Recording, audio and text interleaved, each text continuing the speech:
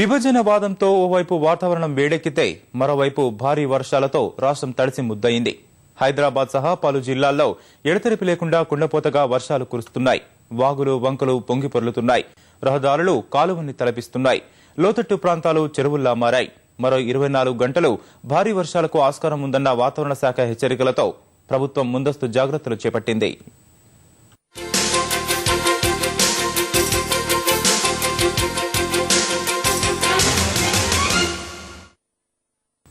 నిన్నటి నుంచి ఎడతెరిపి లేకుండా కురుస్తున్న భారీ వర్షాలకు రాష్ట్ర రాజధాని తడిసి ముద్దయింది. 9వ నంబరు జాతీయ రహదారి సహా నగరంలోని లోతట్టు ప్రాంతాలు జలమయమయ్యాయి. భారీ వర్షాలకు మహానగరంలో జనజీవనం అతలాకుతలమైంది. తాజా పరిస్థితిపై అప్రమత్తమైన జీహెచ్ఎంసీ సహాయ చర్యల కోసం ప్రత్యేక కంట్రోల్ రూమ్ ఏర్పాటు చేసింది.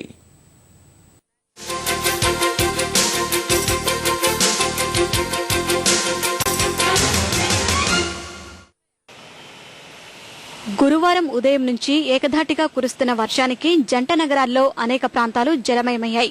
పాతబస్తీతో పాటు సికింద్రాబాద్లోని లోతట్టు ప్రాంతాల్లో రోడ్లపై భారీగా నీరు ప్రవహించడంతో ట్రాఫిక్ కు అంతరాయం కలిగింది. కొన్ని చోట్ల రోడ్లపై నుంచి ఇళ్లలోకి నీరు చేరడంతో జనం ఇబ్బందులు పడ్డారు.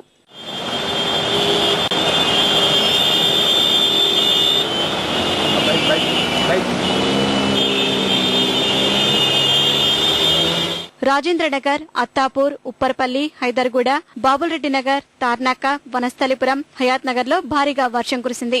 అర్ధరాత్రి వరకు వర్షం కురుస్తూనే ఉండడంతో ప్రధాన రహదారులన్నీ నీటితో నిండిపోయాయి.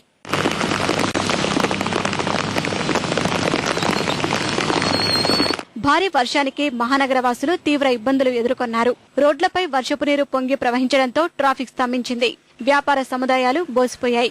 బస్సులు నిలిచిపోవడంతో ఆర్టీసీ అధికారులు ప్రత్యామ్నాయ ఏర్పాట్లు చేపట్టారు. వర్షం పడేసరికి రోడ్లు సరిగా వీళ్ళు క్లీన్ లేక, మోరీలు సక్క లేక ఆ మోరీలు నీళ్లు పట్టక బయటకు వచ్చేసి మొత్తం నీళ్లు ఇక్కడ జామ్ అయిపోయినాయి కదా. ప్రయాణికులందరినీ వాళ్ళకి ఏ మాత్రం ఇబ్బంది లేకుండా వేరే బస్సులో మొత్తం అందరినీ రాసి వేరే బస్సులు ఎక్కించేసిన. ఎంత లాస్ అవుతుంది ప్రతి ఇయర్ మాకు లక్ష 2 లక్షలు 5 లక్షలు లాస్ అవుతుంది. ఈ నాల సరిగ్గా లేదు. పోలీస్ స్టేషన్ అయిన తర్వాతనే అప్పటి నుంచి మాకు లాస్ అవుతుంది. ట్రాఫిక్ ఎక్కువ జామ్ అయిపోయింది. నీళ్ళంతా మొత్తం ఇక్కడ జామ్ అయిపోతే మధ్యలో ఒక డివైడెడ్ తీసి నీళ్లు మూవింగ్ చేయించిన. మధ్యలో ఒక డివైడెడ్ మొత్తం తీసేసి అంత క్లియర్ అయిపోయింది. అంత ఇప్పుడు వర్షం తగ్గిపోయింది. మరి నీళ్లు మొత్తం జామ్ అయిపోయింది ఇక్కడ. అది కూడా కొంచెం అయితే వెళ్ళిపోతుంది. అంత ఇప్పుడైతే క్లియర్ ఉంది అయిపోయింది. వచ్చే 48 గంటలు పరిస్థితి ఇదే విధంగా ఉంటుందని వాతావరణ శాఖ హెచ్చరికలతో జీహెచ్ఎంసీ తన సిబ్బందిని, అధికారుల్ని అప్రమత్తం చేసింది. ప్రత్యేక కంట్రోల్ రూమ్ల ఏర్పాటుతో పాటు స్థానిక సిబ్బందిని అందుబాటులో ఉండాలని కమిషనర్ ఆదేశాలిచ్చారు.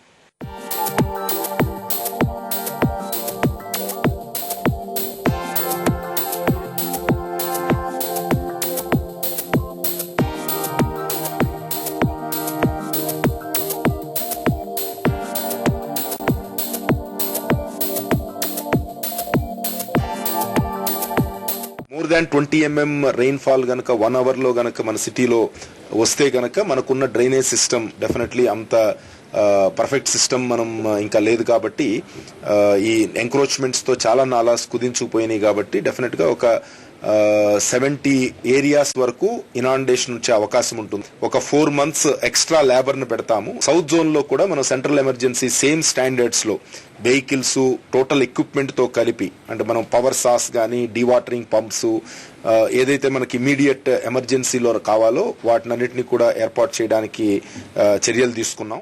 వర్షాలు పడుతున్న సమయంలో మ్యాన్హోల్స్ మూతలను తొలగించే వారిపై క్రిమినల్ కేసులు నమోదు చేయాలని ఆదేశాలు చేశారు. జంట నగరాల్లో అత్యధికంగా నీరు నిలిచే 187 ప్రాంతాల్లో తాత్కాలిక మరమ్మతులు చేపడుతున్నారు.